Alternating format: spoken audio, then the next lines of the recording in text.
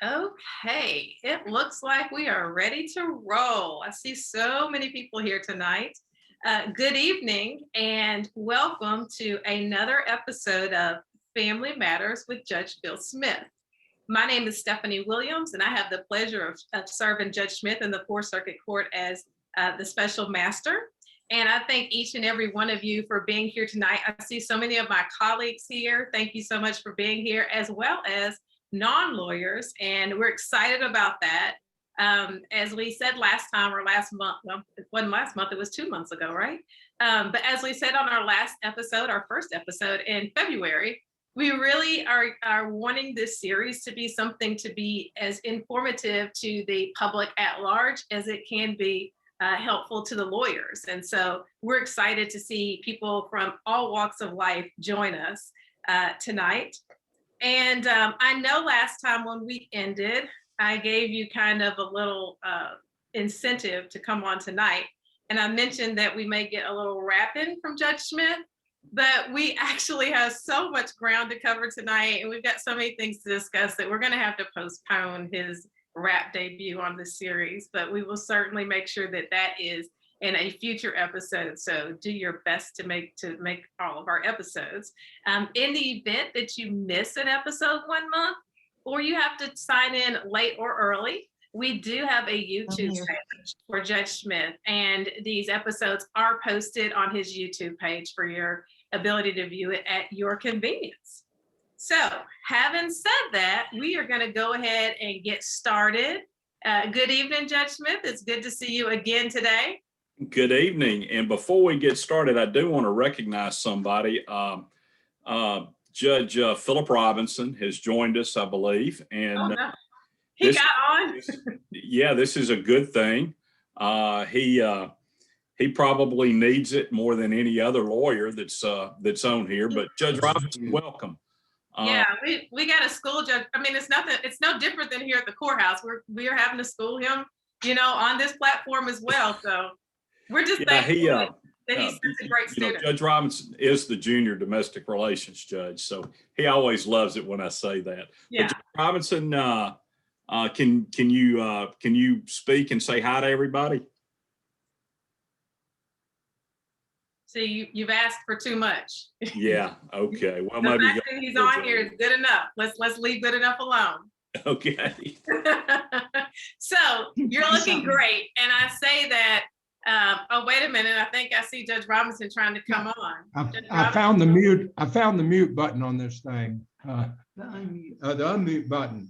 So I'm always telling people unmute your computer, and I had to get somebody to help me do it here. Okay. But I wanted to join in and learn something. I'm hoping to learn something, Judge Smith. Yeah. Right. Okay. So I was saying you look really good, and that's a good thing when we think about a lot of different things. And one is you got your second COVID shot just yesterday. So how are you feeling?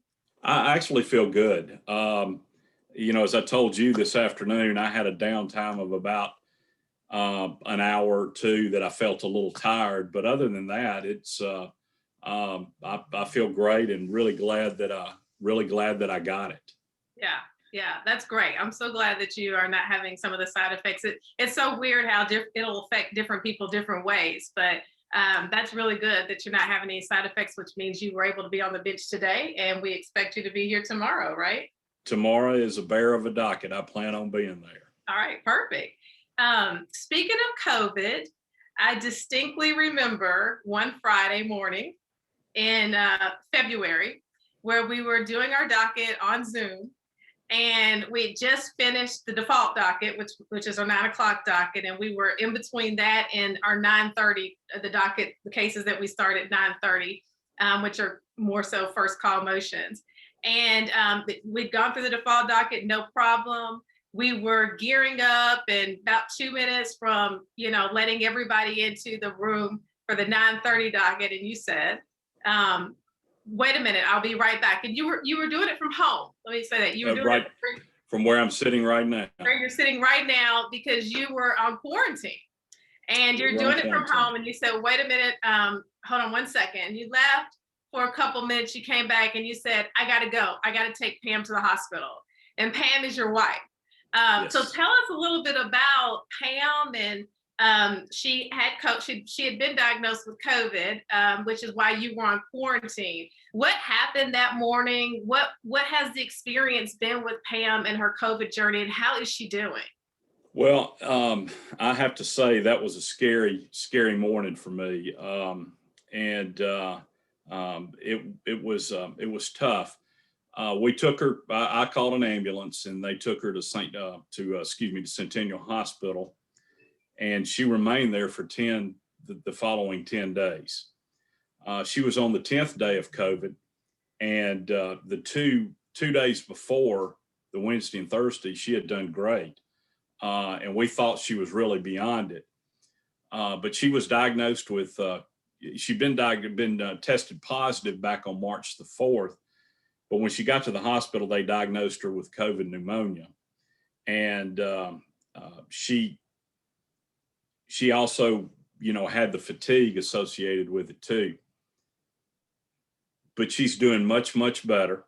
She is still on oxygen. We brought her home after that. She's been on oxygen since then. She's gradually using oxygen less and less.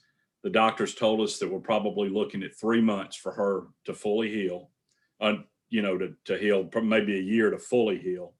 But she's doing much better. And I want to thank all of the members of the bar, the bench and the bar, that have asked about Pam, that have sent messages to me, that have sent cards. I just want to thank every member of the bar, and for their support, for their prayers, for their positive feelings. I am absolutely convinced that it helped Pam get to where she is now. She's got a ways to go, but we're going to get there. Good. That's so great to hear. So with that in mind, in COVID, the Supreme Court opened the courts back up recently, and we also, as of, was it last week maybe? Last Monday. Last Monday, we opened up for circuit court. So how are you feeling about when I say open up, meaning that we have left the virtual platform for the most part, and we are now live and in person? How are you feeling about courts being open? Well, I agree with the Supreme Court. Courts have to open. I wasn't comfortable at the time the order came down, and it was discretionary with each judge as to whether to open or not. And it's just a personal feeling. I was dealing with COVID at that point, so I was particularly sensitive to it. I think we're all taking the appropriate precautions. Excuse me. We're taking the same precautions that we were back before we shut down in November. Wipe downs, limited number of people in the courtroom, social distancing in the courtroom, social distancing in the hallway. We're taking every precaution that we can to protect people. We're also watching the weekly COVID numbers. Once a week, we get a chart that shows what the current COVID numbers are. And so, we're keeping an eye on that. The last one I saw last week showed we've got about 700 a week new cases. Back in November, when I took it back virtual, we had 7,000. So it seems to be getting better. I wish it would go away right now, as I'm sure everyone else wishes. But I do think we're on the mend. People are getting the vaccines, and people are are being a little more careful. And I strongly recommend to everyone, please get the vaccine. The shot, you barely feel the shot. I haven't had any sort of fallout from either shot. I just highly recommend the vaccination. But I think that at this point, unless it goes back up significantly, we're going to open up under the I have opened up under the same guidelines that we put down in June in order to protect lawyers, litigants, witnesses, and the staff. Yeah, thank you. Thank you for that for sure. So while you were attending to your wife and everything that was going on with her and COVID and being hospitalized, the other lady in your life of significance was declining in her health as well, and that's your mother. And your mother recently did pass. Tell us a little bit about that experience and that situation. Well, my mother had been suffering from dementia since 2014 and had gotten progressively worse. And COVID, when they restricted access by families, which was the right thing to do, it really aggravated the dementia even further. She survived COVID. She had COVID in December. She's 91. And, once she came out of COVID, she was diagnosed with metastatic breast cancer. And it was at that point we knew it was not going to be long for her.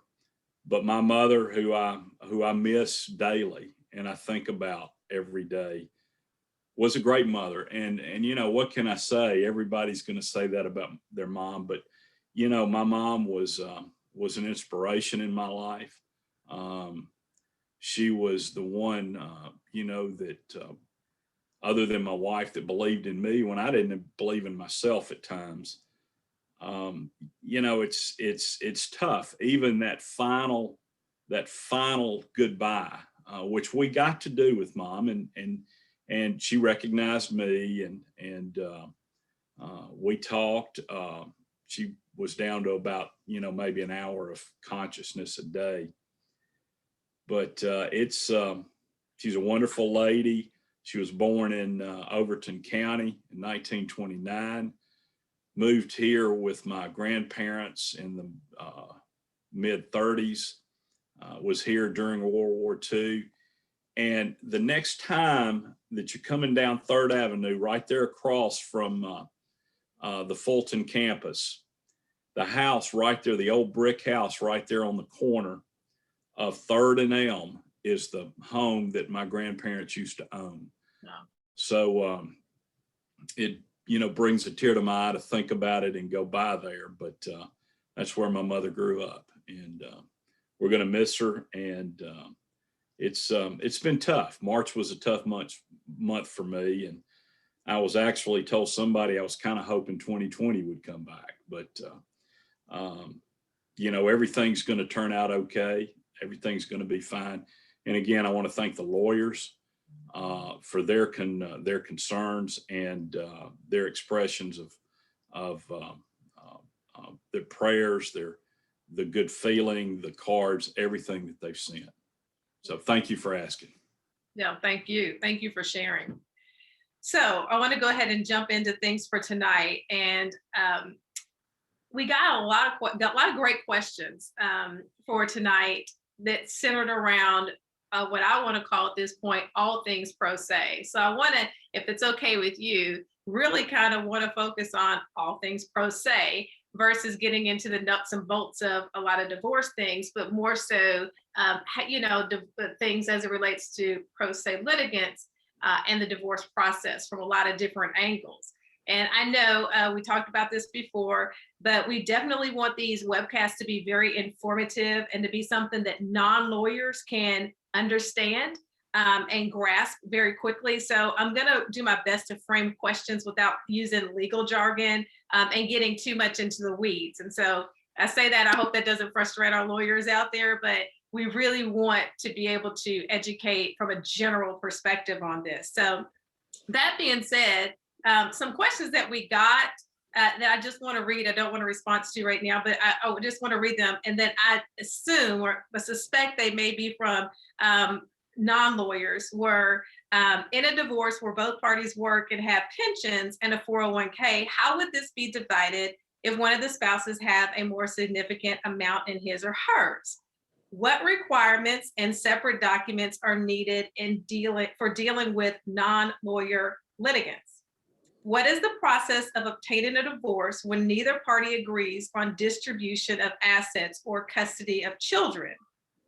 If a husband wants a divorce, will the judge make the wife pay half of the legal fees and court costs? And I wanted to recite or read those questions because, at the point somebody has to ask those questions, guess what? They need legal advice, right? Like, Yes, they do. you're already in a position where you actually need legal advice. And so these are questions that we may not get into specific answers to tonight, but I want to raise them and make people aware of. Those are things that it is helpful or almost necessary, really, to have a lawyer to be able to assist with. But getting started, I want to first talk about pro se litigants and the courts, okay? So first of all, let's just talk about, what does pro se mean? Because it's a word that we toss around as lawyers, but I'm unsure about how much the average everyday person walking around really knows what pro se means. So when we say pro se, what do we mean by that? Well, I don't actually know the meaning of the Latin phrase pro se. I know that we apply it as to a self-represented individual when they appear pro se. Excuse me. And this, when I came on the bench at the end of March of 2009, and we were still coming out of the Great Recession at that point, or what's been referred to as the Great Recession. The Supreme Court had just formed the Access to Justice Commission. And I had the honor of serving on one of the subcommittees regarding these divorce forms, the pro se forms. And a lot of lawyers may have seen those, some may not have, but they're really designed, the pro se forms are really designed to be understood at a fourth grade level. And the directions on the forms are pretty simplistic. The forms are very simplistic. They apply only in certain areas. Now I'm going to start with talking about the pro se forms as it relates to divorces without children. And Stephanie, I want to tell you one thing I really believe. And, society is only as strong as the justice that it can provide to its neediest citizen. Back in 2009, at one point, we had over 1 million unrepresented people in various categories of cases across this state. And the Access to Justice Commission, I can't say enough about what it's done as far as for pro ses. Excuse me. But they've done a great job of addressing the unrepresented litigants' concerns. We not only have pro se forms, the rules of ethics have changed for lawyers to allow lawyers to represent individuals under the unbundled services rule. It's been a great help. The bar has stepped up, and they're representing individuals pro se. Legal services, of course, is way overworked and probably has one of the most important functions in the judiciary. But they do a great job. Those lawyers, I can't say enough great things. Darkenia Waller and her group, they do a great job, and Darkenia's doing a really good job running the offices over there. But when it comes to the forms, I'm going to interrupt you because I want to make sure again that I'm interrupting the judge. I'm probably the only person. That's okay. That's all right. Hey, lawyers, y'all do it all the time, don't you? They get fussed at though, don't they? No, but I really want to make sure that we don't take for granted certain things. So when we say the forms, then we are suggesting that there are some forms located somewhere that pro se litigants have access to help them through the process. And what type of process, what kind of divorce would those forms help them through? There's actually two sets. And right now I'm going to talk about the divorces without children. You can get these two places. One is on the Tennessee Supreme Court website, or you can get a packet from the clerk of the circuit court, which is on the third floor of Historic Courthouse. They'll put a packet together for you. This is for agreed divorces, right? For agreed, uncontested divorces. And, you know, like I say, those forms are very simplistic, and they're designed to be. You know, if you own real property, if you've got retirement benefits, if you've got other issues, you probably can't use those forms. Those forms are for people that don't have a lot in the way of assets and maybe have some significant debt. Those forms, you know, people can take those forms, you know, go to their spouse, work out an agreement, just like lawyers work out a marital dissolution agreement. Of course, this is not near as complex. And they can divide those assets and the liabilities. They can check a lot of boxes, which really doesn't require really much in the way of knowledge of how the system works. And once they're done, they can file a motion to set. Now, I will tell you where Davidson County differs from other counties. There are some counties that will just allow someone to fill out a pro se form for divorce, fill out the divorce agreement, and just let it be heard at, okay, I've got to surrender my phone. Yeah, I'm like, was that your phone ringing? Yeah, okay, I'm getting rid of it.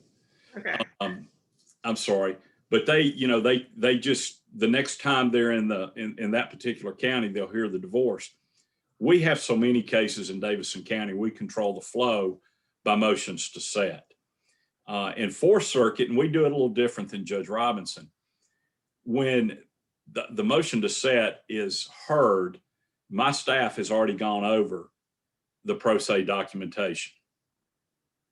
And if there's any changes that need to be made, and, you know, typically the changes are really grammatical changes, the way something's worded, or they've mismarked something. We can't, you know, the judge's staff can't give advice. So we're just helping them with getting those forms ready to go through the system. If it's not ready, then, you know, we have to send them away. But we do that on Fridays, and then they'll come back and we'll do the pro se divorce itself, just like we do our other uncontested divorces. We usually have anywhere from, I'd say, average 2 to 4 pro se divorces on every Tuesday and Wednesday. These are divorces without children. These are divorces that, but for the forms, these folks probably would be unable to get a divorce because they simply don't have much other than maybe a lot of debt.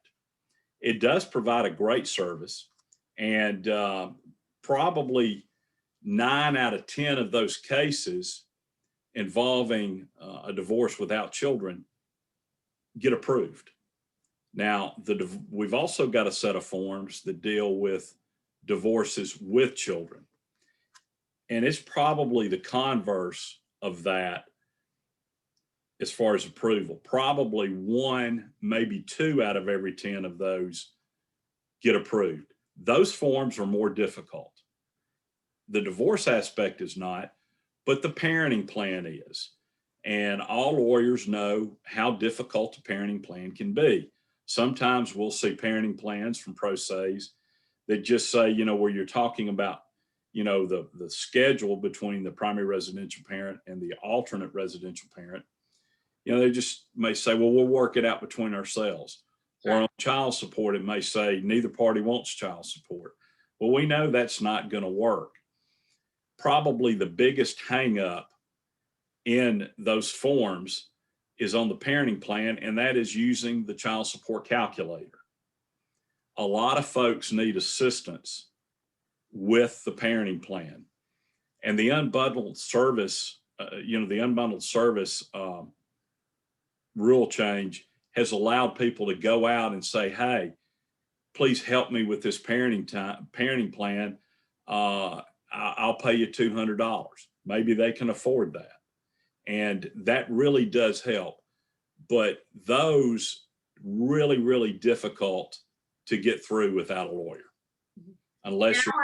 I want to touch on something you talked about in terms of court staff, maybe helping with some maybe small corrections. I want to really get a little bit more into so that people truly understand how involved can the court be, either court staff, clerk's office, how involved can the court be in assisting unrepresented litigants with their paperwork and with the court process as a whole?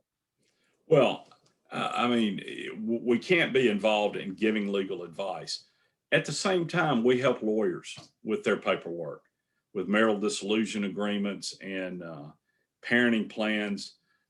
The dreaded yellow tab. Everybody's familiar with the dreaded yellow tab. And we'll point out things to lawyers that when there is a problem, and we're doing the same thing with the pro se's. We're pointing out where there is a problem, and if we can cure it with kind of a simplistic instruction, regarding grammar or the way something is said or something of that nature, we'll do it. As far as giving them legal advice, we can't do that. That's just strictly prohibited. The clerk's office can't give legal advice. It's at that point that we just tell them, hey, call the National Pro Bono Program or call legal aid, and we'll send them on their way over there. And, the pro bono program has been great to assist. I encourage lawyers to participate in that. But we can only go so far. And it's very frustrating for them, and I understand that. But we have to follow the law for them, just like we do for lawyers. Have you ever run into a situation where you are presented with paperwork where at least one side is pro se, and as a judge, you get concerned about that potentially somebody may have been intimidated into signing the forms, or it does not look like it's a fair or equitable division of the marital estate, or maybe even the schedule for the children or other items in the parenting plan don't seem to be in the best interest of the children? Have you run into that situation? And if so, how did you handle it? Or if you haven't, how would you potentially handle a situation like that? In particular, again, where at least one party is unrepresented. Well, I have a couple of times over the years, not a whole lot. I believe that people have the right to contract. And with the marital dissolution agreement, that is essentially a contract. A parenting plan is a little bit different.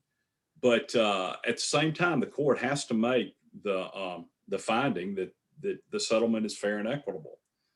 And, if it is so far skewed in one direction, that's probably when I will catch it. At the same time, these folks want to proceed with an uncontested divorce. There may not have been discovery. I don't know what the assets and liabilities are. I'm kind of hamstrung by that. And the appellate courts have been very encouraging. It's a kind word to use. But when there is an agreement out there, unless it is just blatantly unfair and inequitable, we're supposed to approve it. Now with the parenting plan, that's different, okay? You're dealing with the best interest of a child. We have to make certain findings in a parenting plan. And I am quick to look at those parenting plans that are so far skewed one way or the other. Most of the time, there is a reasonable explanation, why the alternate residential parent has such limited parenting time, or why there's such restrictions in the parenting plan itself. But generally there's a reason. And I really hadn't run into a problem on that. I have run into problems where people have tried to do things in parenting plan that are contrary to the law. And we see that fairly often. Mhm, mhm. So, so we talked a little bit about the uncontested process for pro se litigants, the availability of forms that can be found. Either they can pick up a package here at the courthouse in the circuit court clerk's office on the third floor of the Metro Courthouse, or they can also find it online on the circuit court clerk's website. Okay. Is where they have those forms as well. And I believe they're also on the administrative office of the court's website too. Yeah, the Tennessee Supreme Court's website. But these are things where we're talking about uncontested. And I want to emphasize the point that uncontested means everything is agreed upon. Everything is agreed upon. Everything is agreed upon. So we have cases clearly where people do differ in different areas, and that will throw you into a contested case. What from a grounds standpoint, how is there a difference between contested and uncontested? Well, an uncontested divorce, like you say, everything's got to be agreed to and will generally go off on the grounds of irreconcilable differences. I believe that statute came about in 1983, and Judge Robinson will correct me if I'm wrong. But since then, the vast majority of divorce cases are resolved, all issues are agreed to, and the divorce goes off on that ground. When they don't agree, then grounds still have to be proven in Tennessee. We do have a statute that will allow people to agree that grounds do exist, 364129B. That's been around for probably about 20 years now. And a lot of contested cases, the parties will simply agree, yes, we have grounds against each other, or, you know, a wife has grounds against husband or husband has grounds against wife. And we don't have to get into everyone airing their dirty laundry, so to speak. And 364129B does allow that. At the same time, if they can't agree, grounds have to be tried and proven in the state of Tennessee. And the court may find under 364129B that the parties should simply be divorced without grounds, but you have to try to prove them. You have to try to establish them. So what are some of the most common grounds that we find or you find in cases that are? Well, there's actually 14 different grounds we have in the state of Tennessee, and by far the most common is inappropriate marital conduct. And probably second to that is adultery. And then we get into these various other grounds: abandonment, desertion, the 2-year separation without minor children. So oftentimes it'll involve a ground of conviction of a felony during the marriage, establishing an habitual drug or alcohol addiction during the marriage. Those are the ones we don't see as much. There's one I have been waiting for well over 30 years to see, and that is the ground of attempted death by poisoning. I have not seen that one yet. Well, do you think that happens a lot? I mean, that is a ground in the state of Tennessee, attempted death by poisoning. Of course, maybe if you've been poisoned, you're not around to allege the grounds. Yeah, right. But yeah, there's some very archaic grounds in Tennessee. One is refusal to relocate to Tennessee within a certain amount of time. And Judge Robinson explained this to me one time. That actually comes from the days when Tennessee was still kind of a frontier area. And sometimes men would want to go out, generally men, it could be women too, but they would want to, make their living on the frontier, hunting, trapping.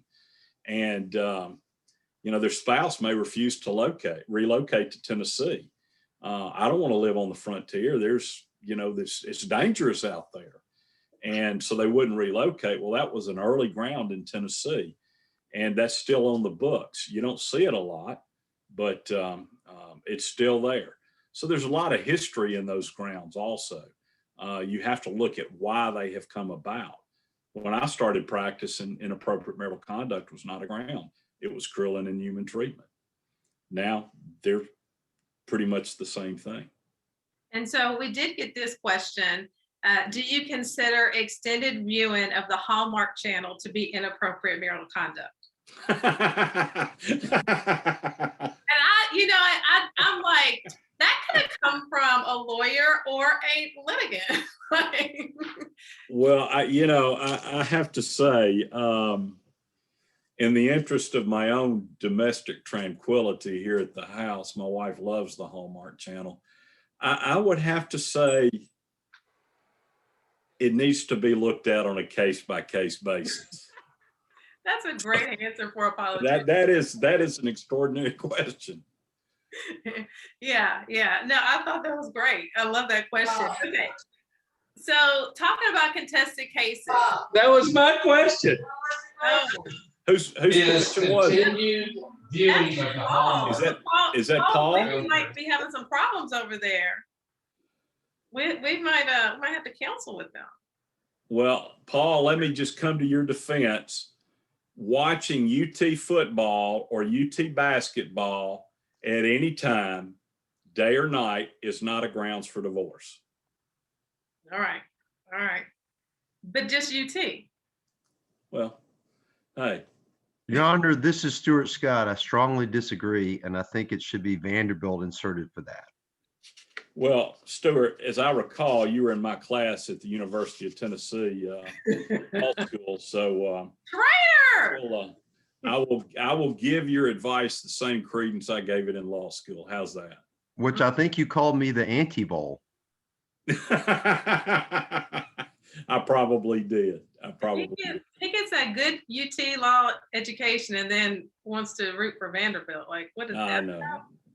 All right. Anyhow, I want to get back to pro se, right? Yes. So, and contested cases. So now we know contested cases mean there's not an agreement.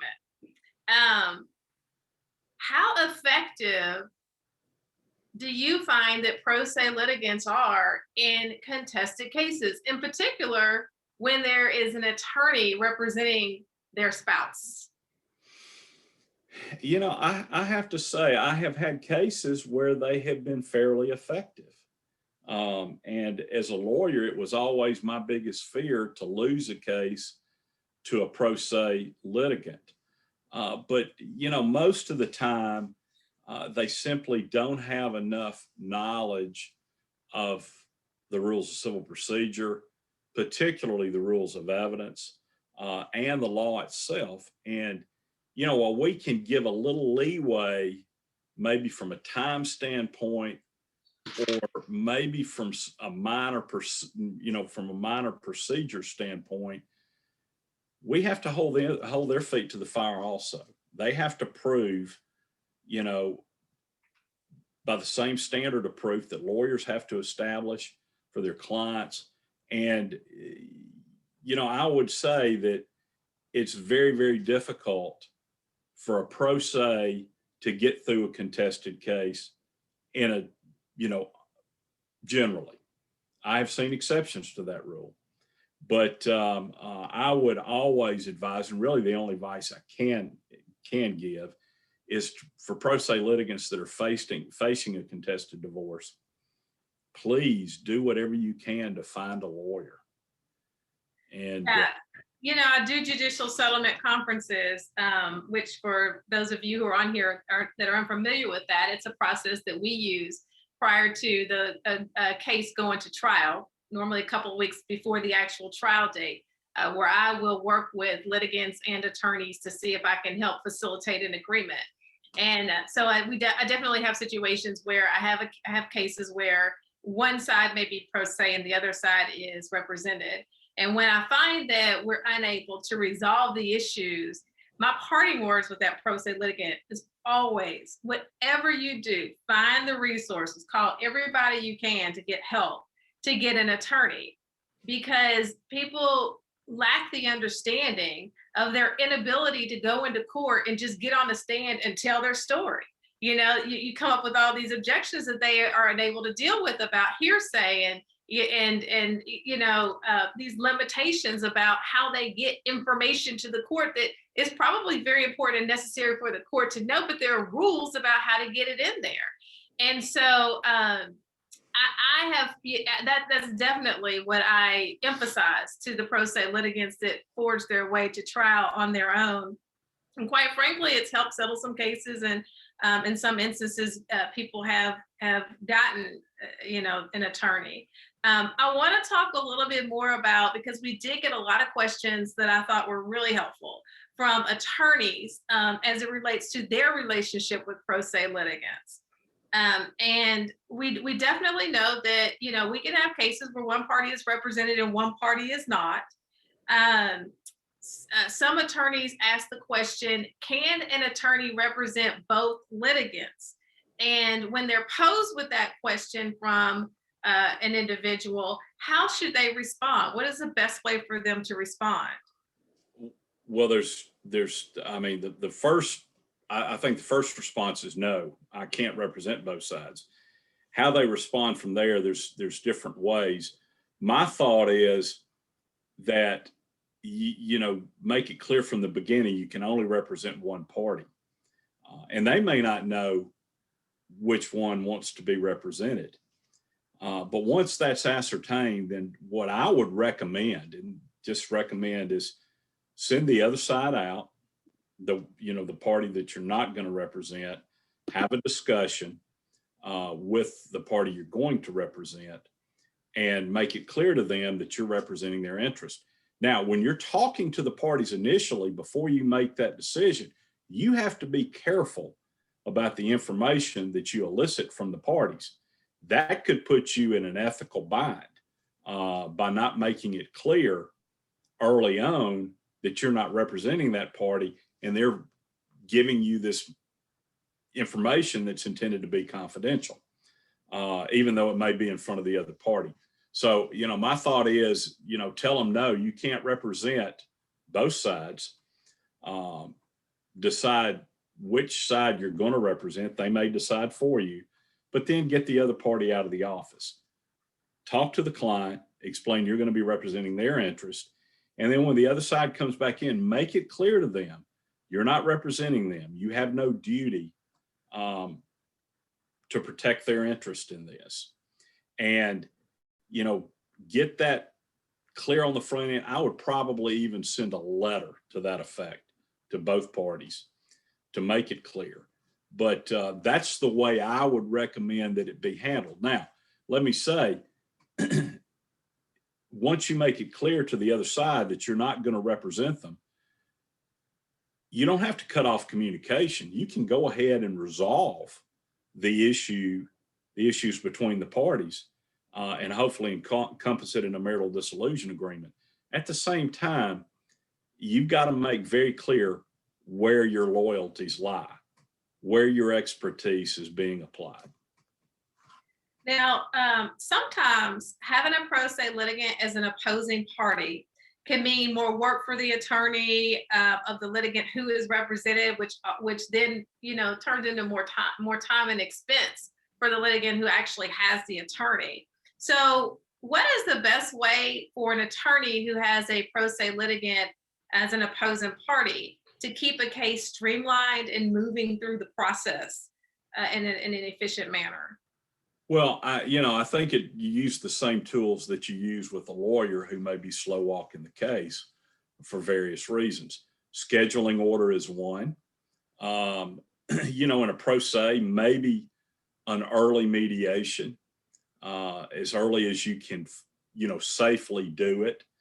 And what I mean by that is, you want to make sure that you know enough about the case to satisfy due diligence. And that takes a little bit of time. But those are the tools that I think you can use with pro se. Scheduling order, spell out everybody's obligations very clearly in the scheduling order. And two, maybe get to mediation a little quicker than you would in a contested case where there's a lawyer on the other side. And why do you think mediation is helpful in that process? Excuse me, I didn't. Why do you think getting to mediation as quick as possible is helpful? Well, I mean, I think in the mediation, you've got a third party neutral that is there to advise, not to advise, but to kind of express their opinion as to what is fair and what is not fair. And, maybe they can have a talk with the other person if they're being unreasonable and say, look, you're certainly free to pursue this, but you may want to get a lawyer. Your position is not that reasonable under the circumstances. But it gives the voice of a third party neutral. And it may be that litigant, that pro se litigant that's unrepresented, has a little more trust in that third party neutral than they do with a lawyer on the other side. Let's face it. The lawyer, if they fully understand what's going on, the lawyer is really charged with doing the very best they can, representing their client zealously within the bounds of the law, which may be really a detriment to their interest. Mm-hmm. So I think in mediation, having that third party neutral there to kind of buffer it, I think that's a good way to move it forward. Again, scheduling orders, on interrogatory responses and requests for production of documents. Pro se's are going to be very hard pressed to respond in the way that a lawyer will to discovery. I tend to give them a little bit of a break on that. They're not trained. A lot of times these interrogatory questions can be complicated. And so I tend to give them a little break on that, but they still have to abide by the same rules that lawyers do. And that's the bottom line. So I love this question because we've all been there. I don't know who the superstar was that put this out there, but the question is, how much is too much when it comes to judges helping pro se litigants in a contested case, i.e. Asking questions of the litigant, making procedural or evidence objections or whatnot for the litigant. So, obviously sometimes lawyers are like, I didn't ask that question because I didn't want the answer to come out, but the judge is curious about something. And so he or she may insert themselves in the case and begin asking questions, which could, put the lawyer in a bad spot because it's an impact in their case. And so, how much is too much when it comes to that? And when a lawyer kind of sees that going on, what is the best way for the lawyer to address the court to kind of be like, Judge, help me out. I need you to settle down a little bit. I'm trying to do my job here. That's a tough situation.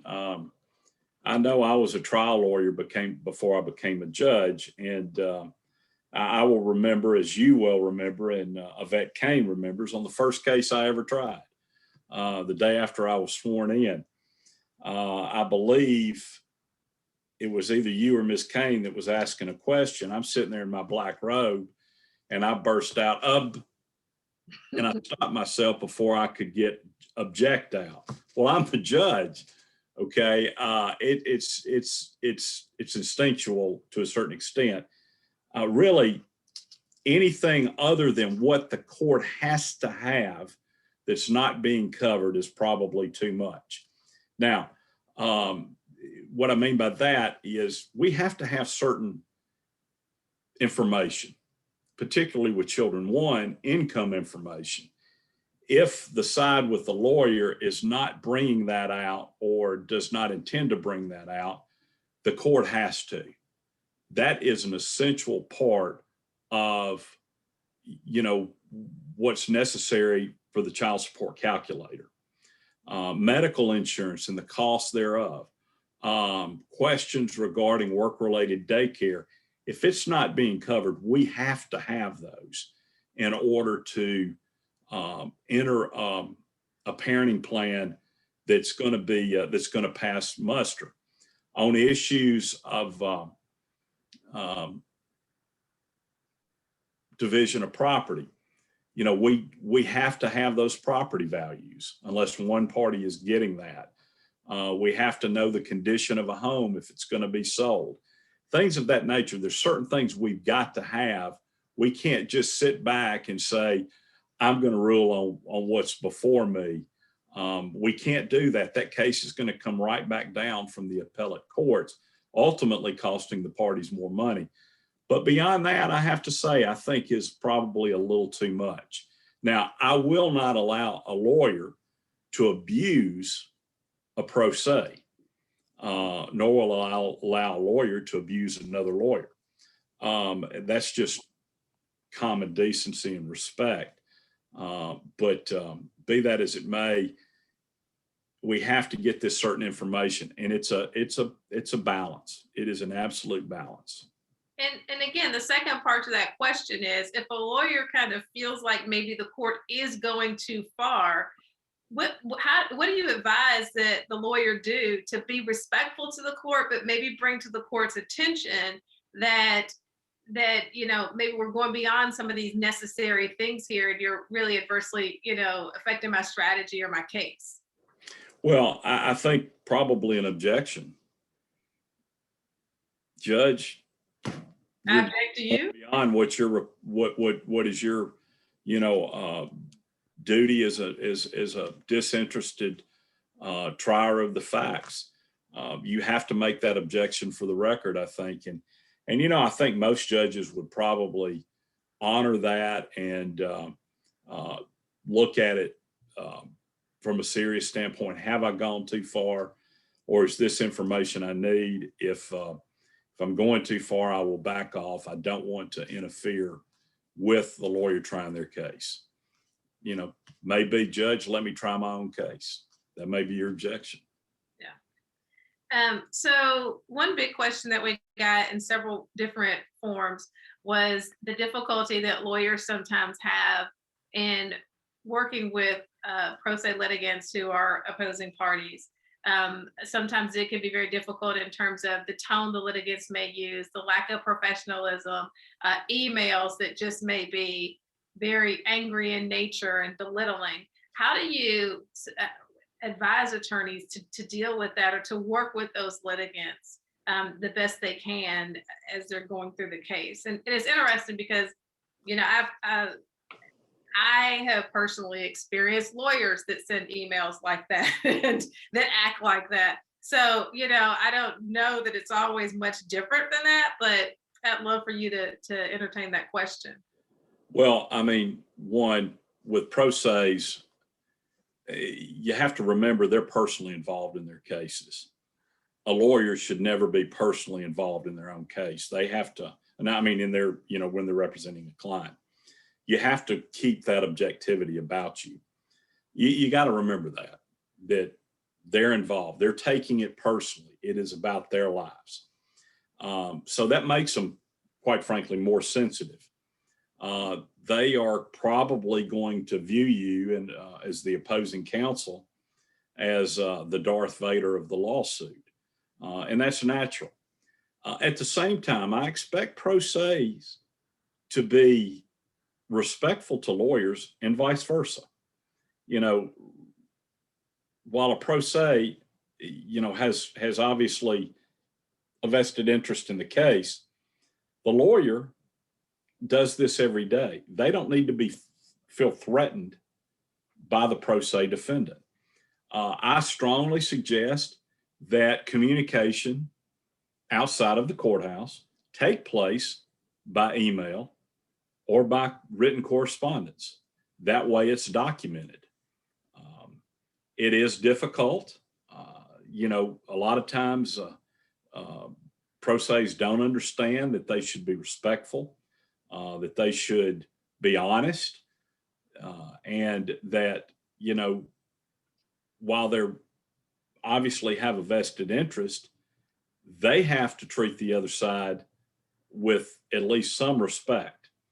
As a lawyer, I think dealing with pro ses, you have to be mindful that they are a pro se.